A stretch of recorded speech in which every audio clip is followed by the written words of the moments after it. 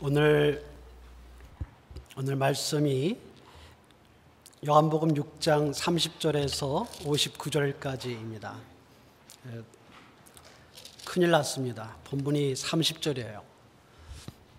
본문이 너무 많을 뿐만 아니라 사실 이 본문의 전체적인 틀이 가장 요한복음에서 복잡한 본문 가운데 하나입니다. 그래서 세부적으로 나누게 되면 거의 9개, 8개, 9개 정도 나눌 수 있는 본문인데요. 내용 주제가 하나로 크게 한두 개 가지로 연결되어 있기 때문에 제가 조금 무리가 되더라도 한 말씀으로 하려고 합니다. 이 말씀을 좀 크게 나누게 되면 3개의 본문으로 나눠지게 되는데, 본문이 30절에서 35절까지, 그리고 36절에서 47절까지, 48절에서 59절까지 나눠집니다. 이것은 제가 임의로 나눈 것이 아니라 이 말씀의 전체적인 틀과 또 구조, 그리고 문체와 여러 가지 말씀의 특징들을 가지고 크게 나눌 때 그렇게 나눌 수 있다는 것입니다. 제가 먼저 여러분에게 빠른 템포로 30절에서 47절까지 쭉 읽은 후에 48절부터 59절까지 우리가 함께 교독하도록 하겠습니다. 그들이 묻되 그러면 우리가 보고 당신을 믿도록 행하시는 표적이 무엇이니까 하시는 일이 무엇이니까 기록된 바 하늘에서 그들에게 떡을 주어 먹게 하였다함과 같이 우리 조상들은 광야에서 만나를 먹었나이다. 예수께서 이르시되 내가 진실로 진실로 너희에게 이르노니 모세가 너희에게 하늘로부터 떡을 준 것이 아니라 내 아버지께서 너희에게 하늘로부터 참 떡을 주시나니 하나님의 떡은 하늘에서 내려 세상에 생명을 주는 것이니라. 그들이 이르되 주여 이 떡을 항상 우리에게 주소서. 예수께서 이르시되 나는 생명의 떡이니 내게 오는 자는 결코 줄이지 아니할 터이요 나를 믿는 자는 영원히 목마르지 아니하리라. 두 번째 부분입니다. 그러나 내가 너희에게 이르기를 너희는 나를 보고도 믿지 아니하는도다 하였느니라. 아버지께서 내게 주시는 자는 다 내게로 올 것이요 내게 오는 자는 내가 결코 내쫓지 아니하리라. 내가 하늘에서 내려온 것은 내 뜻을 행하려 함이 아니요 나를 보내신 이의 뜻을 행하려 함이니라. 나를 보내신 이의 뜻은 내게 주신 자 중에 내가 하나도 잃어버리지 아니하고 마지막 날에 다시 살리는 이것이니라. 내 아버지의 뜻은 아들을 보고 믿는 자마다 영생을 얻는 이것이니 마지막 날에 내가 이를 다시 살리리라 하시니라. 자기가 하늘에서 내려온 떡이라 하심으로 유대인들이 예수께 대하여 수군거려 이르되 이는 요셉의 아들 예수가 아니냐? 그 부모를 우리가 아는데 자기가 지금 어찌하여 하늘에서 내려왔다 하느냐? 예수께서 대답하여 이르시되 너희는 서로 수군거리지 말라. 나를 보내신 아버지께서 이끌지 아니하시면 아무도 내게 올 수 없으니 오는 그를 내가 마지막 날에 다시 살리리라.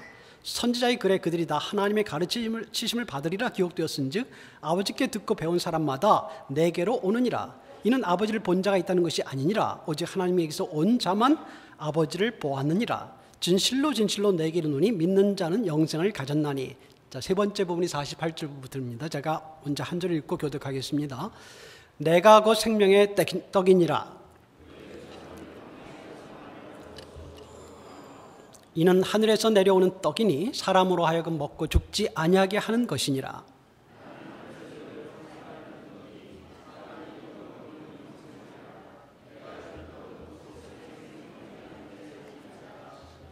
그러므로 유대인들이 서로 다투어 이르되 이 사람이 어찌 능히 자기 살을 우리에게 주어 먹게 하겠느냐?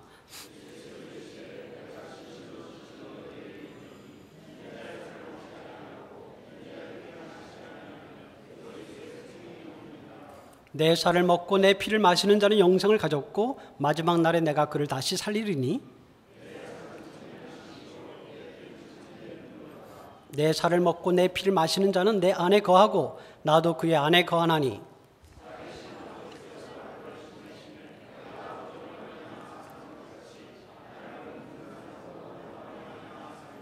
이것은 하늘에서 내려온 떡이니 조상들이 먹고도 죽은 그것과 같지 아니하여 이 떡을 먹는 자는 영원히 살리라.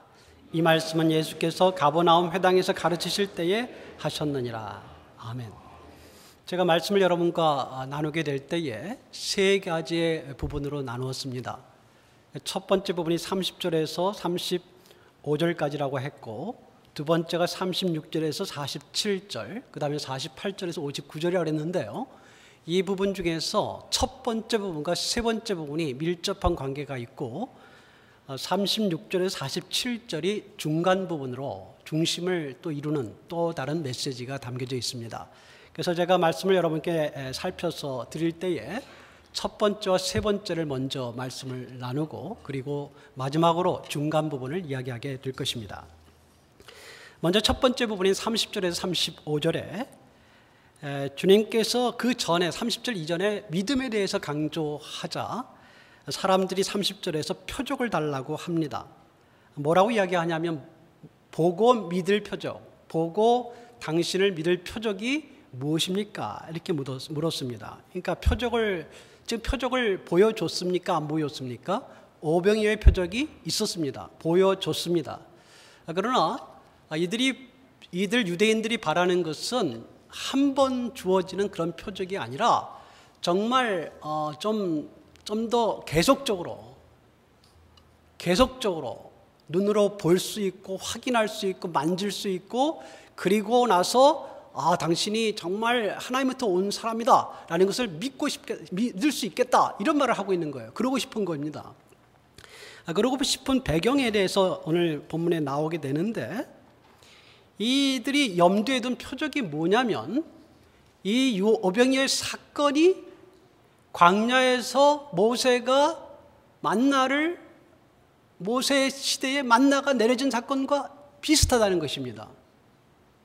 이 사건, 오병이어의 사건이 6월절에 가까이에 6월절과 관련해서 생겨났고요. 또 그냥 없는 데서 오병이어라는 게 특별히 있는 게 아니지 않습니까? 없는 데서 기적적으로 먹을 것이 생겼다라든지 이런 것이 상당히 광야에서 그들의 조상이 출애굽할 때 만나를 먹었던 사건과 굉장히 비슷해요. 그런데 만나는 한 번 먹은 게 아니라 계속 먹었단 말이에요. 그러니까 예수님도 정말 하나님부터 온 자라면 모세 같은 자라면 적어도 오병이어를 한 번 일으키지 말고 여러 번 일으켜달라 그런 말이 담겨져 있다고 볼 수 있습니다. 맞아요.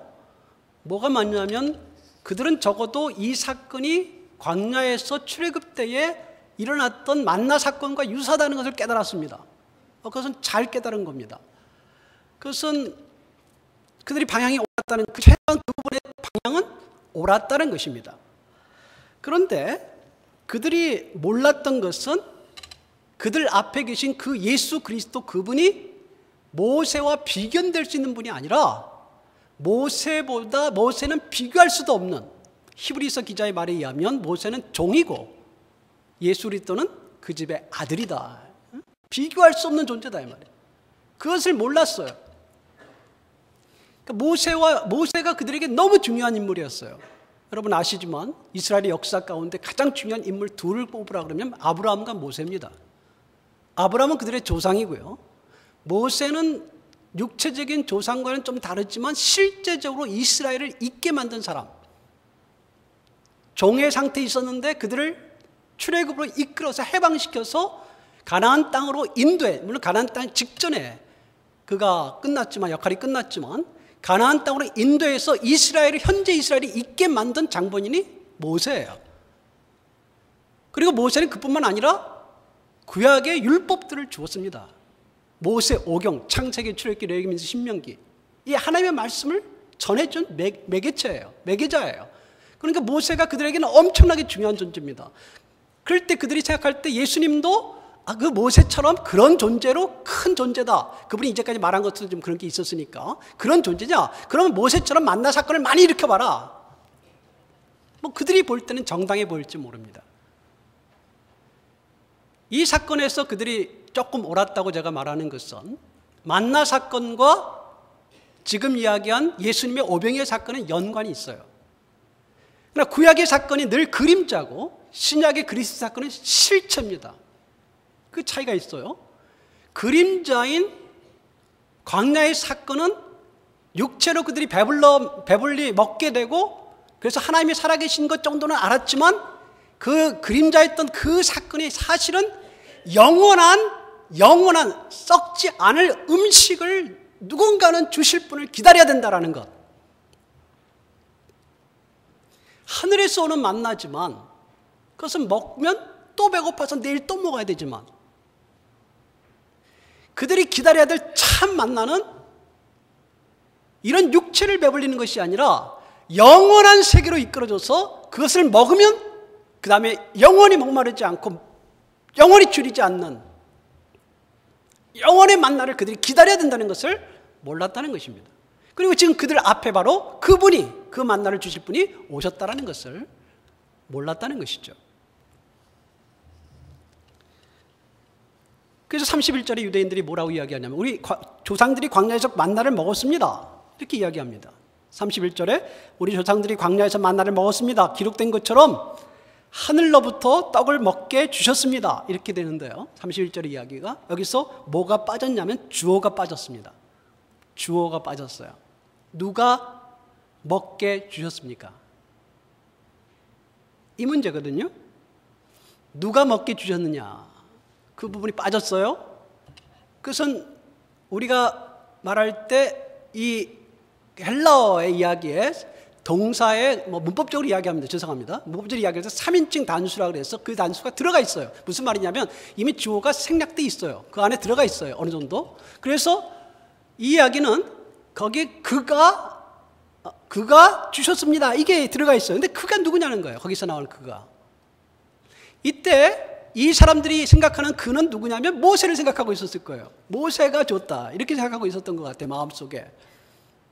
사실은 모세를 통해서 하나님이 주신 것이죠. 모세가 주었으니까 당신도 오병이어 같은 거 한 번이 아니라 여러 번 해라. 물론 우리 압니다. 오병이어 사건만 있었던 게 아니라 우리가 4,000명을 먹이신 사건 또 있었어요. 다른 지역입니다. 이방인 지역에서 일어난 사건이지만 우리가 공간 모금세 그런 것이 나온 것을 우리가 알고 있습니다. 주님께서 한 번 일으킨 건 아니에요. 적어도 2번 일으켰어요. 그러나 그들이 요구한 대로 하지 않았습니다. 매번 주시다, 계속 달라, 이 말이죠. 주님의 답변이 32절, 33절에 나오는데 아주 흥미롭게 답변해 주십니다. 32절을 여러분이 보시면요, 모세가 너에게 하늘로부터 떡을 준 것이 아니라, 그러니까 그때 광야에서 만나를 준 사건이 모세가 일으키긴 했지만 모세가 준 게 아니라 누가 준 거예요? 31절에 그가 주셨다고 했을 때 그가 모세가 아니라 하나님인 것을 교정해 주셔요, 그리스도께서 이 말씀을 통해서. 그런데 아주 흥미롭고 또 굉장히 이 부분에서 생략이 생기는 게 뭐냐면, 내 아버지께서, 여러분 말씀을 주의해 보세요, 내 아버지께서 너희에게 하늘로부터 참떡을 주신다라고 하셨죠. 여러분 이 말씀이 그냥 읽을 땐 잘 모릅니다. 무슨 말이냐, 이게 무슨 말인지 여러분 아실 거예요. 이렇게 생각할지 모르겠습니다. 광야에서 떡을 준 것이 모세가 아니라 하나님이 주신 것이다, 이 말을 하려고 하는 것이냐? 그 말이 담겨져 있어요. 근데 주신다는 말을 현재로 썼어요. 현재가 뭐예요? 모세가 준 것이 아니다라는 말은 과거입니다. 그때 모세가 아니었다라는 것을 이야기해 주죠.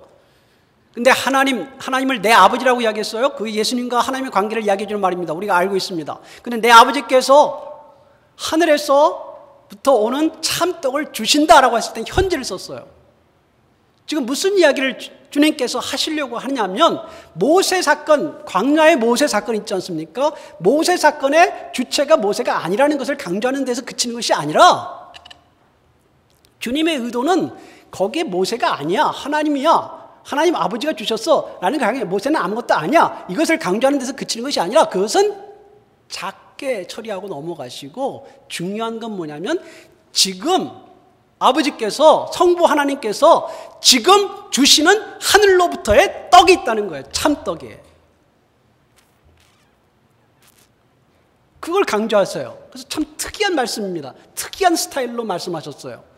현재 주시는 하나님의 하늘로부터 참떡, 그것을 어떻게 또 설명하고 있냐면, 여러분이 32절 33절을 보시게 되면 이것이 만나와 비교가 되고 있죠. 어떻게 표현하고 있어요? 만나도 하늘에서 온 것 같지만 떡이에요, 그냥. 그렇죠? 하늘에서 온 것 같지만 떡이에요. 그러나 이제 생명의 떡은 어떤 거죠? 하늘로서 오는데 그 하늘이 다르죠. 그래서 그걸 뭐라고 불러요? 진짜 하나님부터 오는 떡이기 때문에 참떡이라 불러요. 떡 좋아하세요? 떡 안 좋아하시고 빵 좋아하세요? 그럼 제가 빵이라고 바꾸겠습니다.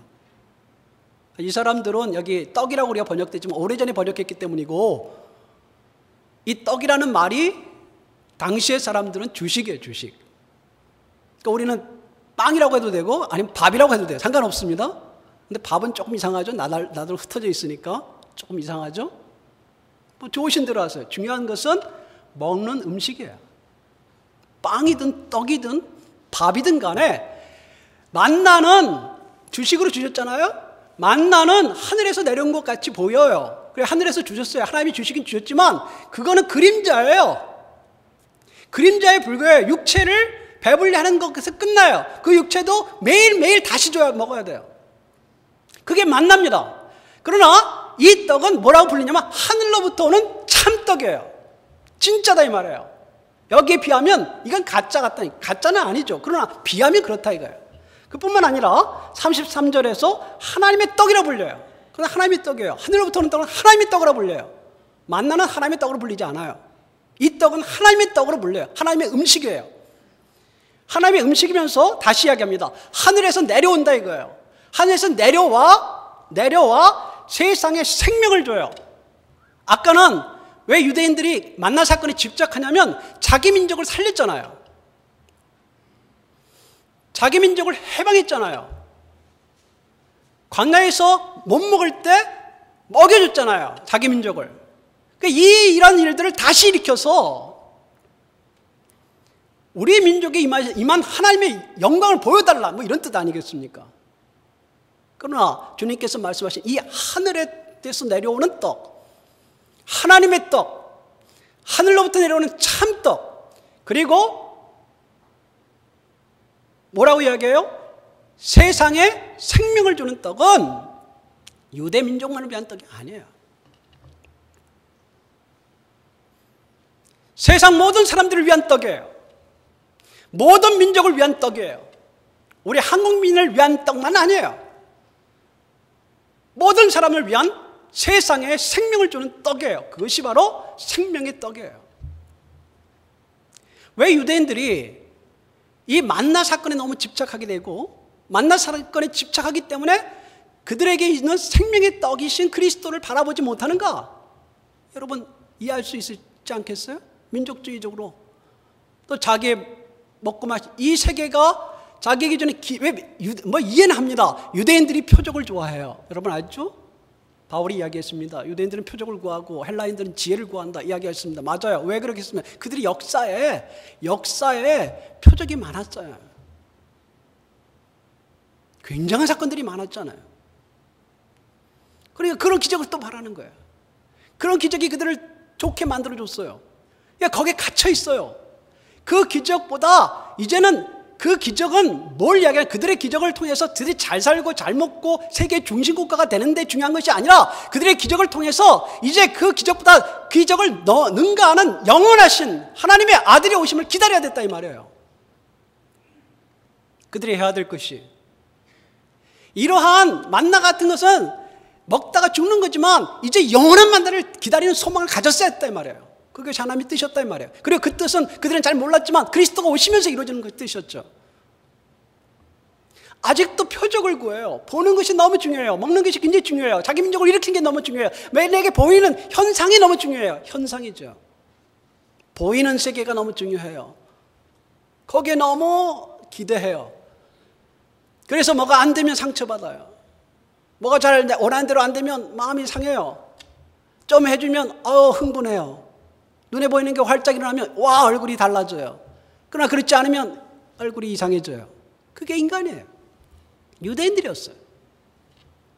그리스도는 지금 오늘 말씀을 통하여 현상의 세계가 아니라 우리 인간은 하나님의 형상대로 지음받은 원래 인간이 회복될 때, 하나님의 형상대로 회복될 때 영원한 세계를 갖게 된다는 것을 이야기해 주고 있으시죠. 영원한 세계, 도대체 그게 뭘까요? 하나님의 형상대로 지음받은, 여러분 창세기 공부하지 않았습니까? 말씀 여러분 나누지 않았습니까? 듣지 않았습니까? 하나님의 형상대로 아담이 지어졌다. 아담은 자기 형상대로 자기 아들을 낳았다. 타락해서 형상의 모습을 잃어버렸지만 다시 회복돼서 하나님의 형상대로 간다는 건 하나님과 사귐을 갖는다는 것이고 영원한 세계에 다시 들어간다는 것을 의미합니다. 거기에 대해서 이야기해 주세요. 근데 우리 인간들은 이 영원한 세계에 대한 관심이 별로 없어요. 현상에 관심이 있어요. 감각적인 것을 좋아하죠. 눈에 보여야 돼요. 안 보이면 실망하죠. 눈에 보이면 너무 좋아하죠. 지금 그것을 완전히 바꿔주고 계세요. 뭐가 바꿔주냐? 그것은 만나 사건의 예를 들어주는 거죠. 만나는 한시적인 거야. 만나는 먹으면 아무것도 아니야. 또 배고파. 그거 굉장한 것 같지. 뭐 하나님이 기적을 일으켜서 굉장한 것 같죠. 오병이어 굉장하지. 물론 굉장하긴 해요. 그러나 먹으면 또 뭐냐? 또 배고프지 않냐? 내가 정말 말하고자 하는 게 뭔지 아느냐? 정말 말하고자 하는 건 너희를 영혼의 세계로 이끌 생명의 떡이다. 주님 그걸 이야기하고 계시는 것이죠.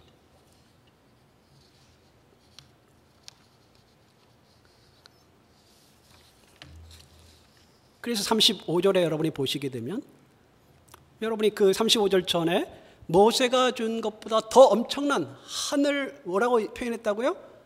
하늘에서 내려온 참떡, 하늘에서부터 오는 참떡, 또 하나님의 떡, 하늘에서 내려와서 세상에 생명을 주는 떡, 이렇게 표현된 이 엄청난 것이 모세하고는 비교할 수 없다는 것을 이들이 이해했어요. 그건 이해했어요. 그래서 예수님께 그 떡을 좀 달라 이렇게 이야기하죠. 근데 주님께서 뭐라고 이야기하십니까?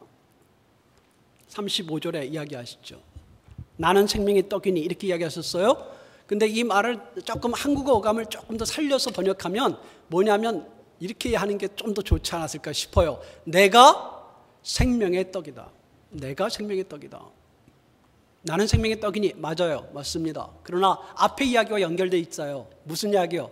내가 그 생명의 떡이다 이 말이에요. 그리스도가 이야기하시는 겁니다. 사람은 아무도 그렇게 할 수 없어요. 내가 그 생명의 떡이다. 어떤 떡이에요? 하늘에서 내려오는 떡이다. 하늘에서 내려오는 참떡이다. 내가 하나님의 떡이야. 내가 하늘에서 내려와서 세상에 생명을 주는 떡이다. 이 떡을 먹어야 된다. 내가 그 생명의 떡이다. 주님 이렇게 이야기하시죠. 이 보이는 세계에 관심을 있는 사람들이 이해하겠습니까? 그 세계를. 영원한 세계를 이해하겠습니까? 이해하기가 어렵죠. 주님 이야기하십니다. 그 생명의 떡이신 주님께 오는 자는 결코 줄이지 않을 것이다. 그분을 믿는 자는 영원히 언제든지 목마르지 않을 것이다. 왜야? 그리스도가 생명의 떡이기 때문에 그것을 먹는 자는 영원히 목마르지 않아요. 이것은 굉장히 중요한 말씀이죠. 뭐와 빗대고 있는지 여러분 이해하실 겁니다. 우리가 육체적으로 먹는 것과 빗대고 있어요. 우리가 육체적으로 먹을 때 아까 만나와 이야기했습니다만 육체적으로 먹어야 우리가 줄이지 않습니다. 무시할 수 없어요. 우리가 영생의 떡만 먹을 수는 없어요. 육체적인 걸 먹어야 됩니다. 마셔야 돼요. 목마르면 마셔야 됩니다. 그러나 그것과 비교해서 뭘 비교하고 계시나요? 먹어도 줄이는 것과 먹으면 줄이지 않는, 영원히 줄이지 않는 것. 믿으면, 먹으면 목마르는 것과 어느 정도는 목마르지 않아요. 그죠? 어느 정도는. 무시하지 마세요. 육체적인 걸 무시하라는 것 아닙니다. 보이는 세계 무시하는 것 아닙니다. 우리 그리스도인이 그러는 건 아닙니다. 그러나 우리가 생각하면 뭐가 더 중요하냐는 거예요. 뭐가 중요하냐. 뭐가 더 영원하냐는 거예요. 그러니까 늘 우리가 생각할 때 보이는 세계의 일시적인 것과 보이지 않는 세계의 영원한 것을 늘 대조할 수 있고 그 세계를 바라보며 살 수 있어야 돼요. 그 차이가 굉장히 큽니다.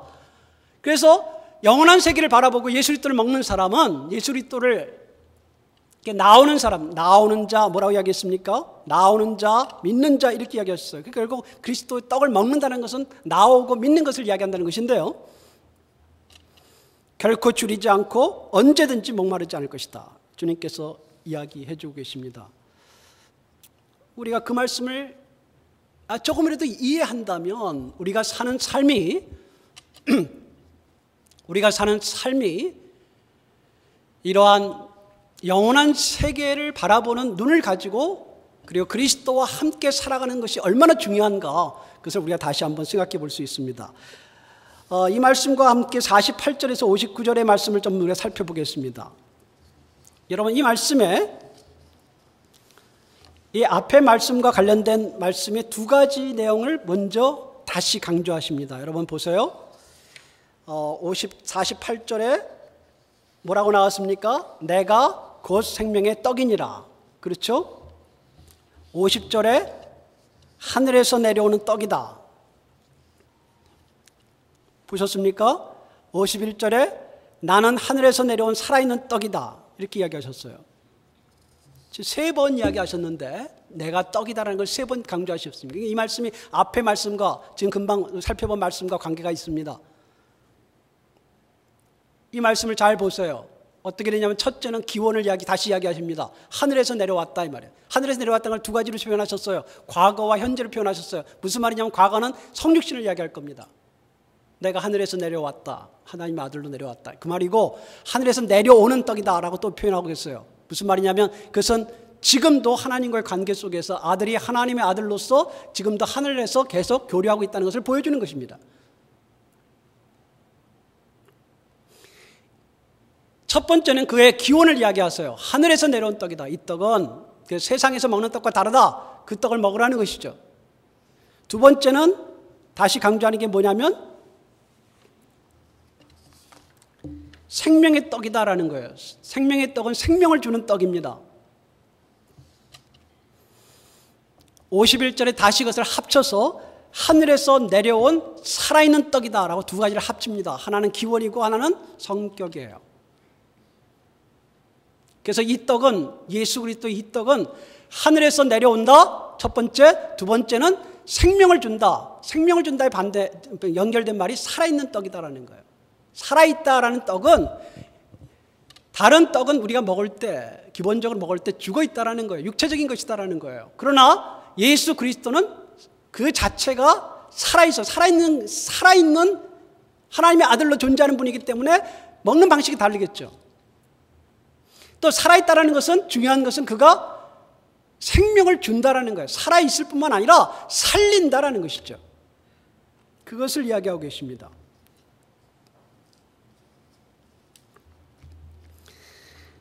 그것과 함께 48절에서 59절에서 다시 강조드립니다. 한 번 더 말씀드려요. 예수님께서는 자신이 하늘에서 내려오는 생명의 떡이다.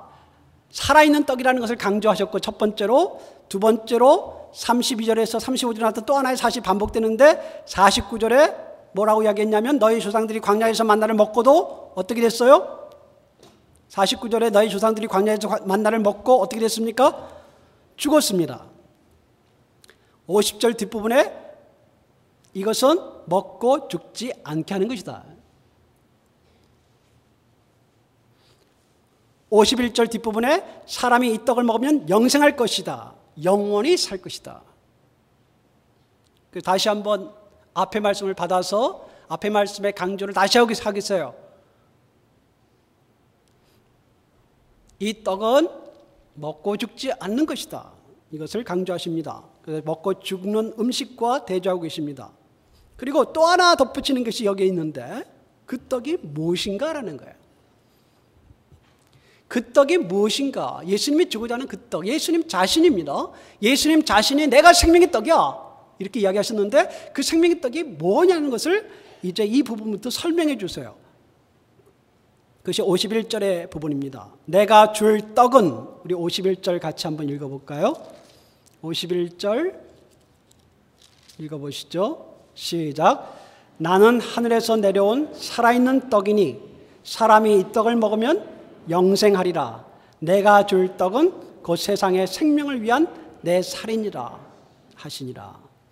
내가 줄 떡이기 때문에 여기서는 주는 떡이 아니고 준 떡도 아니고 줄 떡이기 때문에 이게 뭐죠? 미래입니다. 줄 떡이에요. 미래로 되어 있어요. 줄 떡이기 때문에 아직은 일어나지 않은 일입니다. 이 시대까지는.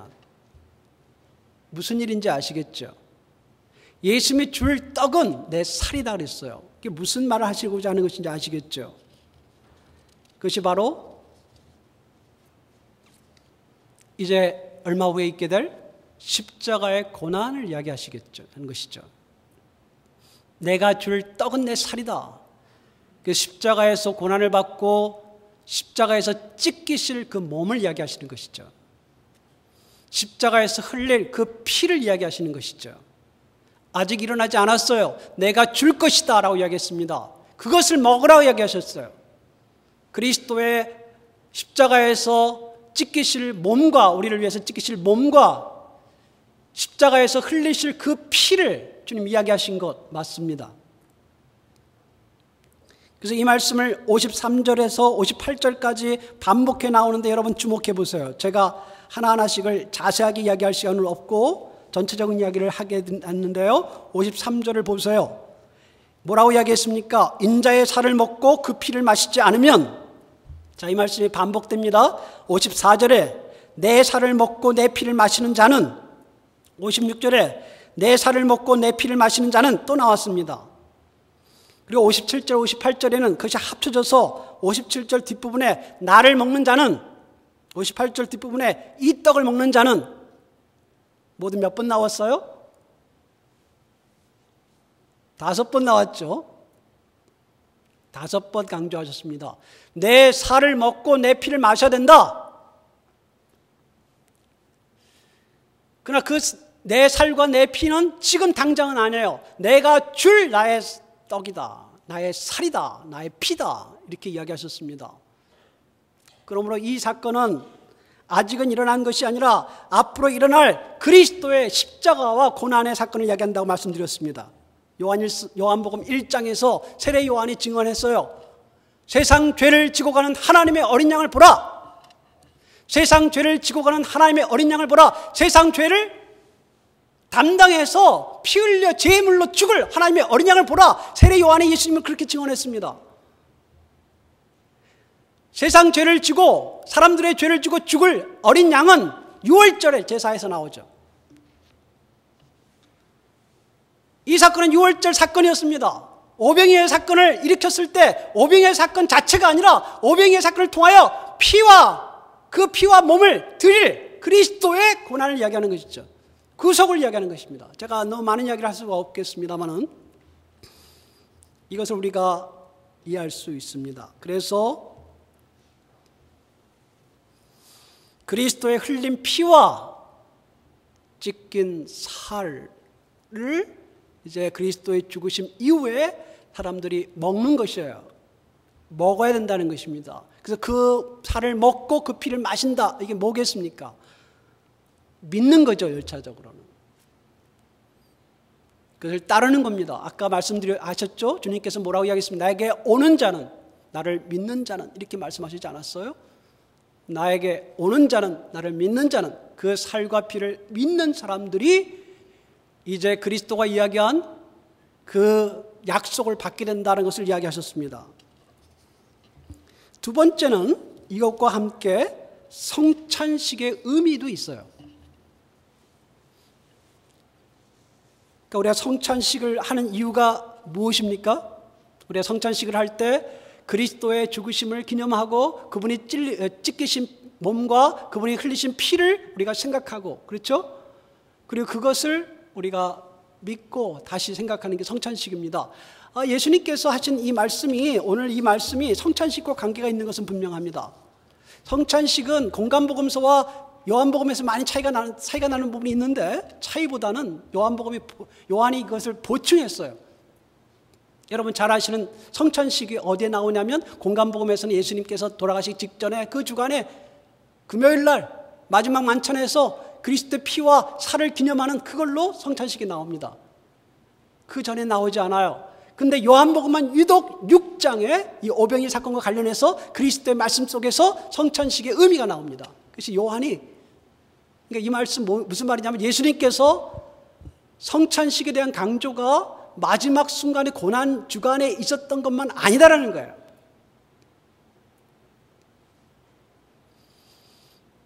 그 전에도 주님께서 그의 살과 피를 강조하고 그것을 먹을 것을 이야기하셨다는 것입니다. 그것을 요한이 이야기했어요. 그러니까 우리가 이것을 기념해서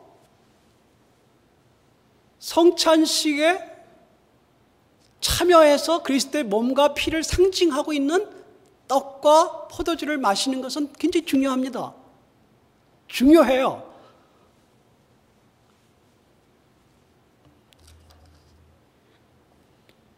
중요한데 그런데 그 성찬식이 그러니까 그리스도께서 뭐라고 이야기하셨습니까? 내 살을 먹고 내 피를 마셔라 그랬으니까 살과 피를 상징하는 성찬식에 참여해서 우리가 떡을 떼고 포도주를 마시는 거, 그것은 중요합니다.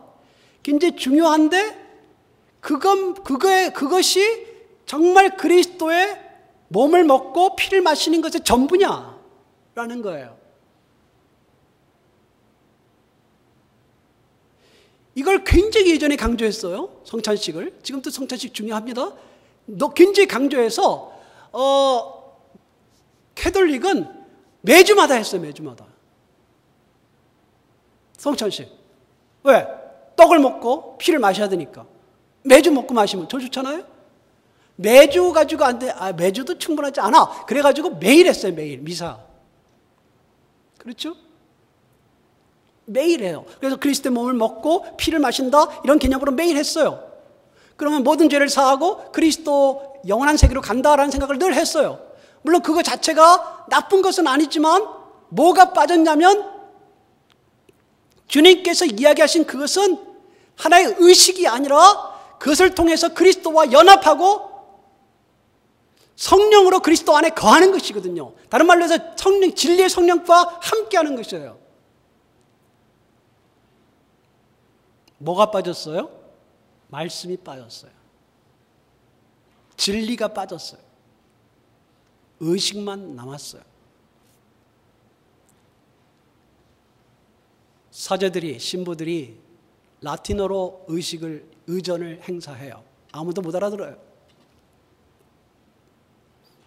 매일 미사 가운데 예수님의 떡을 먹고 피를 마시는 건 알겠는데 무슨 뜻인지 하나도 몰라요. 뭐가 없습니까? 진리가 없어요. 진리의 성령의 말씀이 없어요. 그래서 종교개혁이 일어났습니다. 진리가 없고 말씀이 없으니까 그냥 외적인 면에서 다시 뭐가 되는 거예요? 마치 옛날 유대인들이 만나의 표적을 구한 것처럼 육체적으로 먹고 마시면 내 육체가 되고 내 몸이 살이 되는 것처럼 그렇게 자꾸 생각하니까 미신화되는 거예요. 진리가 없으니까 사람이 미신화돼서 사람들의 생활이 죄에 갇혀 사는 거예요. 그리스도의 진리가 그들을 자유케 하는 것을 경험하지 못하니까 그들이 예수 그리스도를 먹고 마시는 것 같은데 육체로는 영이 깨어나지 않는 거예요.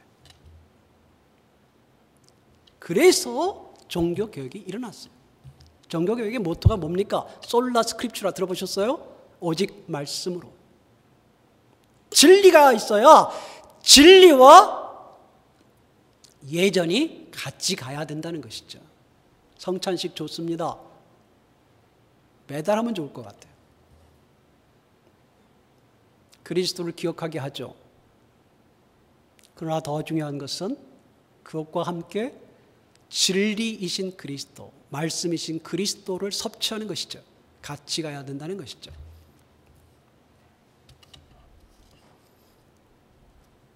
놀랍게도 오늘 말씀을 통해서 또 뭐 이야기하시냐면 53절에 인자의 살과 그 피를 먹고 마시지 않으면 그 자신 안에 생명을 가지지 못한다 이렇게 이야기하셨습니다.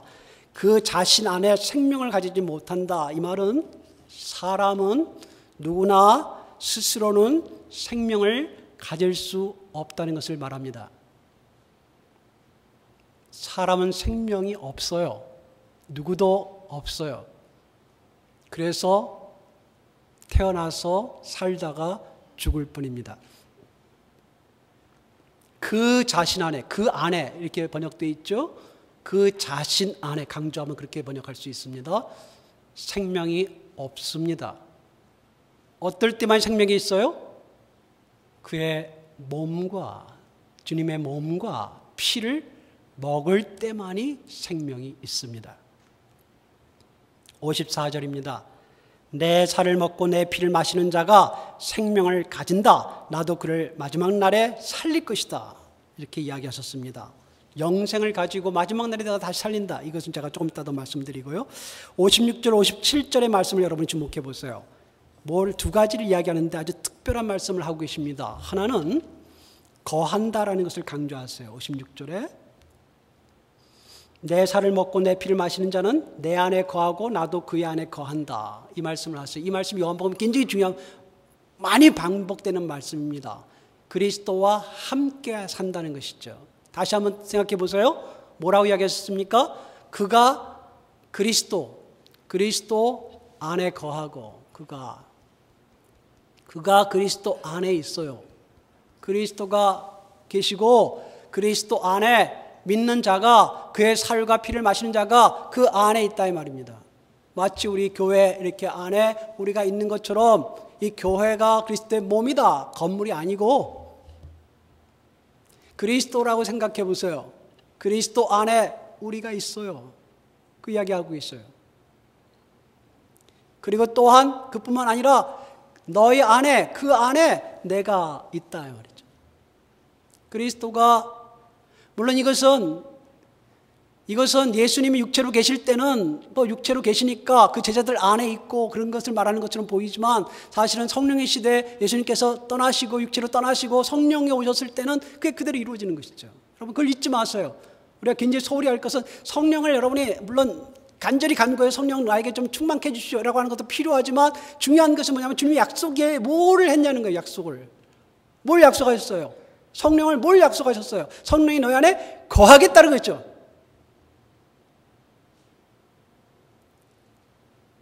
거할 수 있게 붙잡는 것도 중요할지 몰라도 그보다 더 중요한 것은 잊지 말아야 될 게 있어요.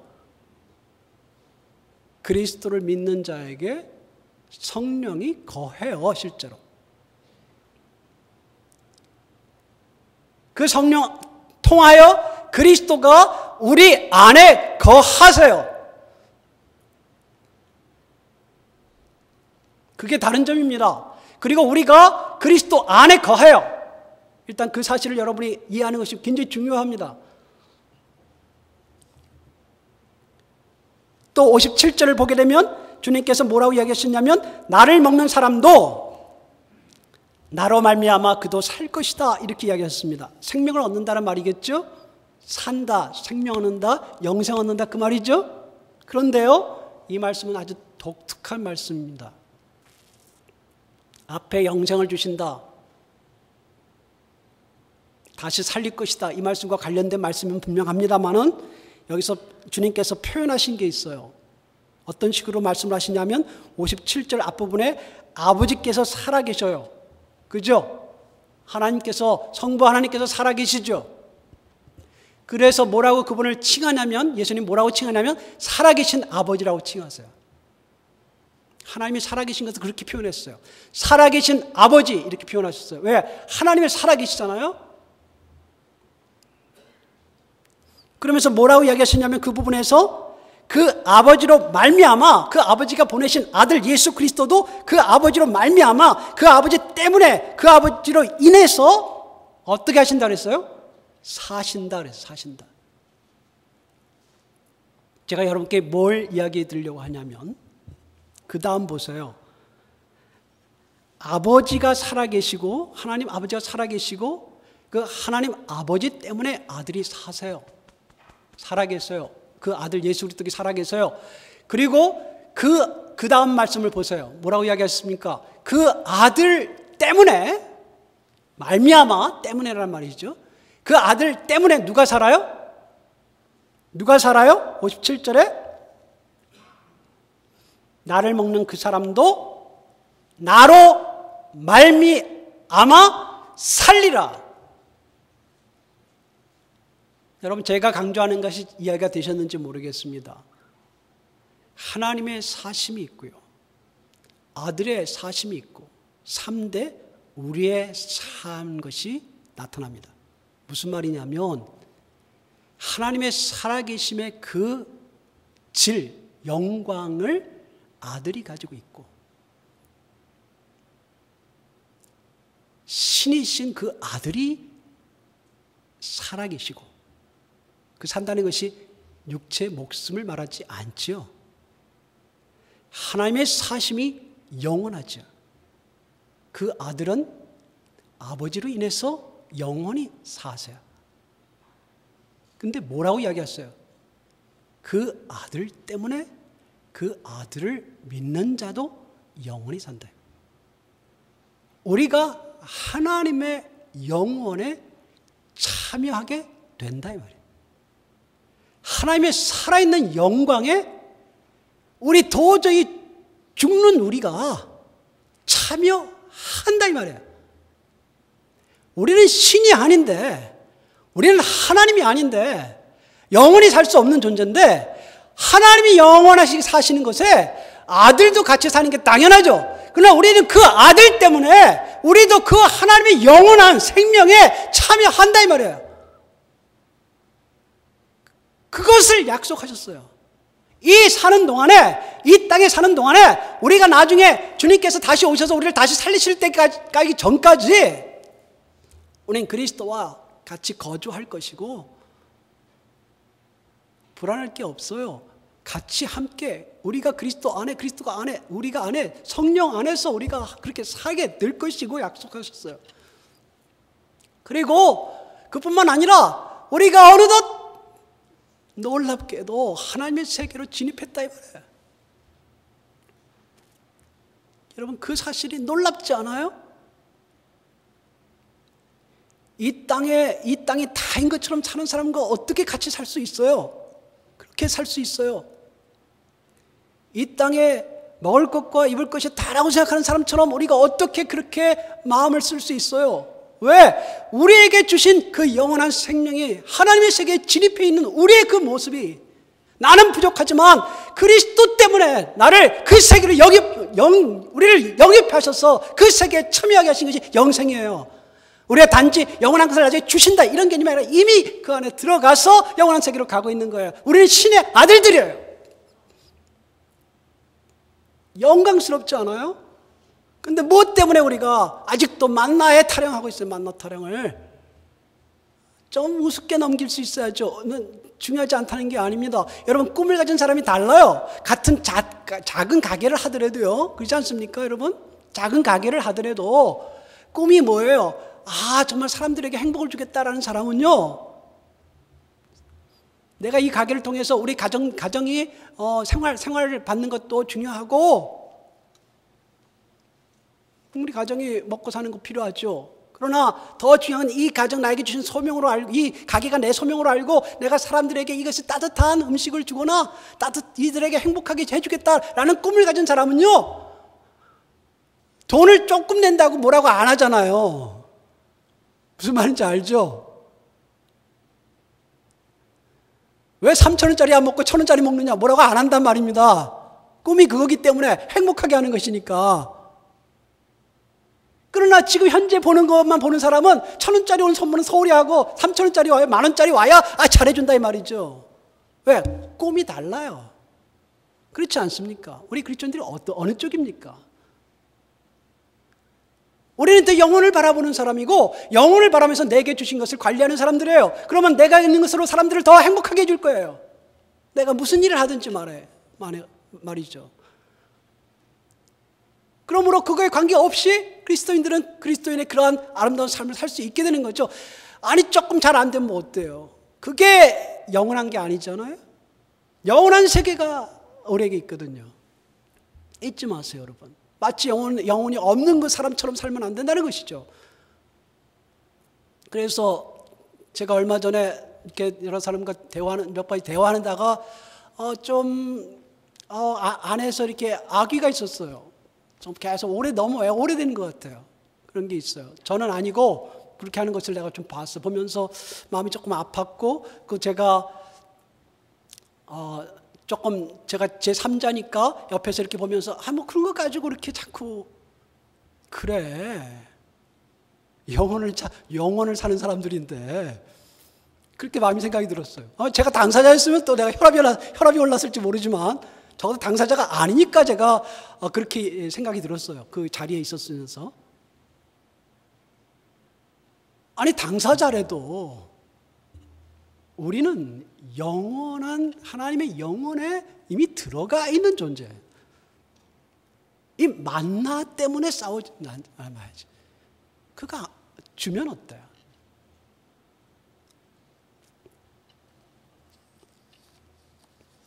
참된 음식과 참된 음료에 집중하는 사람들.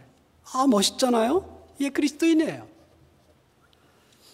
그래서 캐톨릭이 강조했던, 과거의 캐톨릭이 강조했던 의식이 아니라 진리로 이것을 깨달으면서 그리스도와 연합하는, 성찬과 함께 연합하는 그것이 바로 그리스도가 의도했다는 것을 깨달은 것이 개신교예요. 근데 개신교, 우리 기독교가 지금에 와서 어떻게 됐는지 모르겠어요. 영원한 것을 바라보고 있어요. 우리의 삶이 영원한 세계에 대한 만족하고 있어요. 주님께서 이야기하셨잖아요. 내게 오는 자는 줄이지 않는다. 내게 오는 자는 목마르지 않겠다. 여기 그 안에, 배 안에서 4장 14절 사마리아 여인에게 뭐라고 이야기했습니까? 그 배에서 샘솟는, 영원히 샘솟는 샘물이 될 것이다. 제가 뭐라고 그랬습니까? 샘물이라기보다는 그 물에 그런 샘이 된다 그랬죠. 샘이. 뭐가? 성령이요. 그 안에서 성령이. 그래서 내 목을 적셔주고 내 육체를, 내 음식을 채워준다 이 말이에요. 뭐가? 성령께서. 그게 너무 중요하니까 나에게 있어서 이 세상에 있는 것들이 작은 것이다 이 말이에요. 세상에 있는 것은 내가 그것을 가지고 어떻게 하는지 악착같이 한다는 것이 아니라 이것을 가지고 하나님을 섬기고 사람들을 섬기고 세상을 섬기기 위해서 주신 나의 소명이다. 보케이션이라고 그러잖아요. 직업을. 그러나 거기에 집착할 게 없다 이 말이에요.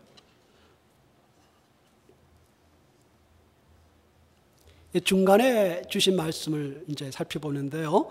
36절에 47절의 말씀입니다. 여기서 몇 가지 강조하고 계신 거를 제가 정리하겠습니다. 말씀드리겠어요.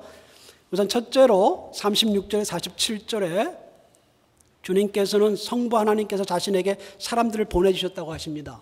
놀라운 말이에요. 이거 지난 시간에 좀 말씀을 우리가 60절 이하에서 잠깐 봤는데요. 그럼 37절에 뭐라고 이야기하시냐면 내게 주시는 자는 어떻게 돼요? 다 내게로 올 것이다.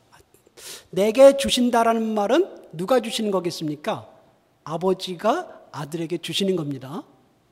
주시는 자는 다 내게로 온다. 39절에 내게 주신 자는, 아버지가 아들에게 주신 것을 다시 강조했습니다. 다 이렇게 이야기해요. 내게 주신 자는 다. 44절에 나를 보내신 아버지께서 이끌지 아니하시면 아무도 내게 올 수 없다. 45절의 뒷부분에 아버지께 듣고 배운 사람마다 내게로 온다 이렇게 이야기했어요. 이 네 가지 말씀, 오늘 중심이 되는 네 가지, 그 중간 센터에 형성되어 있는 이 부분의 네 가지 이 말씀 뭘 말하는 것입니까? 어렵죠 이 말씀은. 이 말씀은 어떤 면에서 구원의 신비를 이야기할지 모르겠습니다. 그러나 중요한 것은 여기서 말하고자 주님께서 하시는 말씀은 주님 분명히 그 이야기를 하고 계세요. 아버지가 보내주지 않은 사람이 내게 오지 않는다는 거예요. 아버지가 이끌지 않으시면 내게 와서 믿지 않는다는 거예요. 주님 그걸 굉장히 강조하세요. 그리고 내게 오기 전에 내게 와서 제자가 되는 사람들은 아버지께 배운 사람들이 배우고 있는 사람들이라는 거예요. 이게 엄청난 말이죠. 구원의 신비예요. 아니 우리가 온 것 같은데 무슨 이 말 우리가 이야기해 보세요. 우리가 왔잖아요. 우리가 믿었잖아요. 근데 주님 뭐라고 이야기하시는 거예요? 너희가 오기 전에 아버지가 너희를 내게 보냈다라는 거예요. 놀라운 말이죠. 이게 어떻게 일어나는지 우리는 알지 못해요. 그래서 그걸 신비라 그래요. 그러나 주님께서는 그건 분명히 하셨어요. 한 사람도 아버지가 나 아들 예수 그리스도에게로 이끌지 않으면 올 수 없다 이 말이에요. 그러면 이 말씀 우리가 생각해 보면 여기 왜 앉아 계세요? 아니 그렇게 물으면 안 되겠고 어떻게 앉아 계세요? 어떻게 말씀을 듣게 되셨죠? 어떻게 주님을 믿게 되셨죠? 뭐라고 대답하실 수 있어요? 아버지가 아들에게로 우리를 이끄셨다. 맞습니까? 아멘? 주님의 말씀이 그거예요. 우리가 지난 시간에 잠깐 살펴보았습니다. 신비로운 거예요. 주님께서 이끌지 않으시면, 아버지가 이끌지 않으시면 나에게 오지 않는다. 이렇게 이야기하셨어요. 물론 우리가 이것을 어떻게 이런 측면과 관련해서 이야기할 때, 그래서 가룟 유다가 주님을 결국 배반하게 된 것은 하나님의 뜻이 있었어요. 분명히 절대적으로. 우리가 그것을 어떤 사람이 하나님이 보낸 사람이냐, 예수님을 믿게 아버지가 아들에게로 이끈 사람이냐, 그걸 말하기는 참 어려워요. 절대적으로 제가 지금 이야기하는 건 무슨 말이냐면 절대적으로 가룟 유다처럼 완전히 제외된 사람이 있었어요. 우리가 이해하기는 힘들어도. 그러나 상대적으로 처음에는 아버지가 이끌지 않은 사람 같은데 결국은 이끈 사람들도 있어요. 누구예요? 누굽니까? 바울이죠. 그렇죠? 바울 같은 사람은 안 믿었잖아요. 핍박자였잖아요. 그러나 결국 그가 아버지가 아들에게로 이끈 사람이죠. 우리는 그것을 분간하기 어렵습니다. 그러나 우리가 알 수 있는 건 이거 한 가지예요. 적어도 우리가 고백할 수 있는 게 두 가지인데 한 가지는 나에 대한 걸 고백할 수 있죠.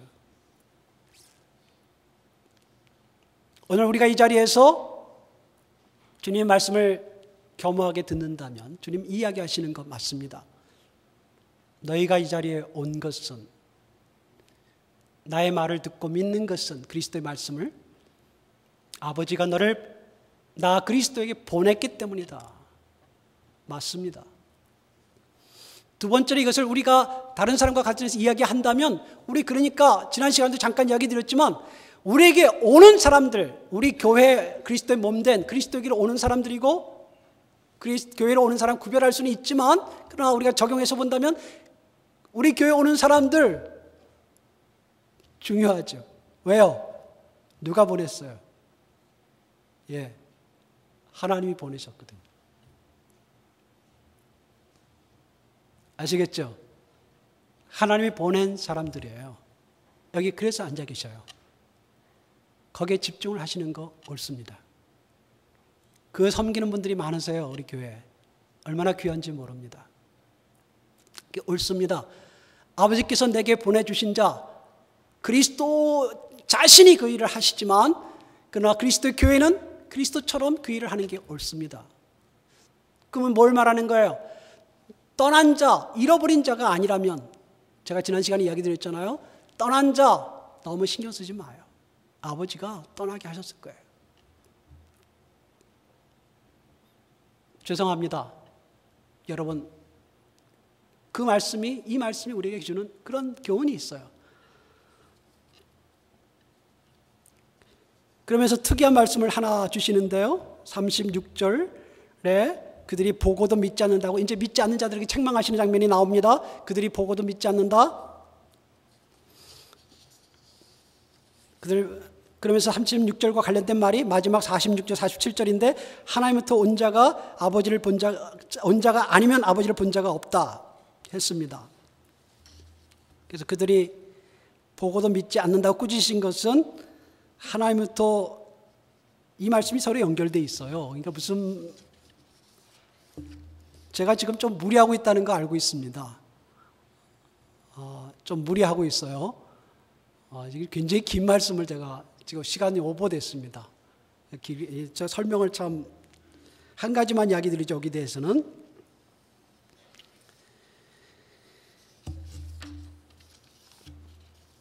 그리스도만이 아들만이 아버지를 볼 수 있고 아들 외에 누구도 하나님을 볼 수는 없어요. 그러므로 우리가 표적을 보고 기적을 보고 죽은 사람이 살아나는 것을 보고 예수님 말씀에 의하면 하나님을 믿을 수는 없어요. 그것은 우리가 믿는 것이 아니고 우리는 예수 그리스도의 그 당시는 예수 그리스도를 보고 믿는 거고 우리는 예수 그리스도의 말씀을 듣고 믿는 것이죠. 자, 거기까지만 하고 한 가지 마지막으로 제가 이야기 드릴 게 있습니다. 그것은 뭐냐면 여러분 그리스도가 그러면 내게 오는 자들에게 어떻게 하셨는가? 그거 한 가지만 이야기 드리겠습니다. 37절에 뭐라고 이야기했습니까? 아버지께서 내게 주신 자는 다 내게로 올 것이요 내게 오는 자는 내가 결코 어떻게 한다? 내쫓지 않을 것이다. 39절 나를 보내신 이의 뜻은 내게 주신 자 중에 내가 하나도 어떻게 하지 않는 것이다? 잃어버리지 않는 것이다. 마지막 날에 다시 살리는 것이다. 40절에 마지막 날에 내가 다시 살리리라. 44절에 오는 그를 내가 마지막 날에 다시 살리리라. 세 가지인데요, 주제가. 하나는 뭐냐면 내쫓지 않는다. 둘째는 잃어버리지 않는다. 셋째는 내가 마지막 날에 다시 살릴 것이다. 세 가지입니다. 여러분 기억하세요. 사람은 내쫓아도 주님은 말씀하십니다. 내가 내쫓지 않는다. 그에게 아버지가 보내신 사람들을 우리 교회가 그래야 되겠죠. 좀 부족하고 약하기 때문에 마음에 안 들어서 사람들은 내쫓기도 한다 이 말이에요. 그게 당시 요한교회 유대인들 요한교회 안에서 믿었던 유대인들이 유대교 회당에서 일어난 사건이었습니다. 제가 자세하게 이야기할 수는 없어요. 그런 일이 실제로 일어났어요. 그러나 그리스도 자신이 말하는데 내게 오는 자는 내가 쫓지 않는다. 심지어 그리스도는 그를 배반하기로 예정되었던 가룟 유다까지도 그가 자신이 쫓지 않으셨어요. 그리스도는 내쫓지 않으세요. 누구도 내쫓지 않습니다. 부족하다고요? 잃어버리지 않아요. 사람들은 우리를 소홀히 할 수 있지만, 사람들은 사람들을 소홀히 할 수 있지만, 그리스도는 우리를 누구도 여기 있는 그리스도의 사람들을, 어떤 사람들이죠? 그리스도를 믿고 따르는 제자들을, 아버지가 보내신 자들을 결코 내쫓지도 않고 잃어버리지 않으세요. 우리 기억하세요. 한 가지 더, 마지막 날에 내가 다시 살리리라 하셨어요. 우리 육체로 죽습니다. 약해져요. 너무 오래 살 거를 기대하지 않는 게 좋습니다. 죄송합니다. 어른들이 많이 계신데요. 그건 아시죠? 어르신네들 아시죠? 내 육체가 죽어도, 내 육체가 나를 배반하여도 그리스도가 몇 번 이야기하셨죠? 3번. 앞에 말씀까지 하면 4번이에요. 내가 마지막 날에 그를 살리리라. 왜요? 영원히 사는 존재니까. 육체가 잠시 떠나는 것을 우리가 뭐라고 합니까? 그래서 잔다 그러죠. 영원히 내가 살릴 것이다. 일으킬 것이다. 이게 그리스도의 말씀이에요. 주님께서 하신 말씀입니다. 저희 할머니 이야기 제가 드린 적이 있습니까? 20여 년 전에 돌아가셨는데요. 허리가 아주 꼬부라지셨어요. 오랫동안, 아주 오래 사시진 않으셨는데 너무 고생하셨어. 사는 동안 너무 고생하셔서 허리가 나중에 이렇게 완전히 굽으셨어요. 그분이 하신 일이 딱 3가지예요. 하나는 말씀을 읽는 것과, 이분은 초등학교도 안 나오셨어요, 그 당시에. 근데 성경을 보다가 한글을 깨우친 분이에요. 근데 하신 일이 딱 3가지였어요. 귀가 어두우세요. 못 들으세요, 잘. 3가지가 뭐냐? 하나는 교회 다니시면서 전도하시는 거예요. 이게 꼬부정하시면서 늘 가방을 끼고 전도하시는. 또 하나는 열심히 집안일 하시는 거예요. 대화는 안 돼요, 저랑. 대화가 됩니까? 잘 못 들으시니까 대화가 안 되니까. 그냥 일만 하시는 거예요. 그 일하는 습관이 있으셨어요. 또 하나는 성경을 보시는 거예요. 3가지, 제가 기억하면 3가지. 그리고 돌아가셨어요. 근데 우리가 알고 있는 게 있죠. 그가 주님께서 하신 이 말씀에 해당될 거라는 것이죠. 그분이. 내가 마지막 날에 그를 살리리라. 내가 마지막 날에 그를 살리리라. 내가 이 에고라는, 나라는 말이 강조됐어요. 내가 마지막 날에 그를 살리리라. 왜? 그는 나를 믿었고, 그는 이제 아버지가 사신 것처럼 아들도 살고 아들이 사는 것처럼 그도 살기 때문에 마지막 날에 내가 그를 살리리라. 아멘입니까? 영원에 사는 여러분, 늘 영원 속에 사는 여러분 되시기를 주님의 이름으로 부탁합니다. 기도하겠습니다. 주님, 생명의 떡이신 예수 그리스도 말씀을 우리가 생각했습니다. 늘 우리 가운데 거하시고 우리에게 영원의 학교에 필요한 것들을 가르쳐 주시고 우리가 그 속에 있는 것을 깨닫게 하옵소서. 예수님의 이름으로 기도했습니다. 아멘.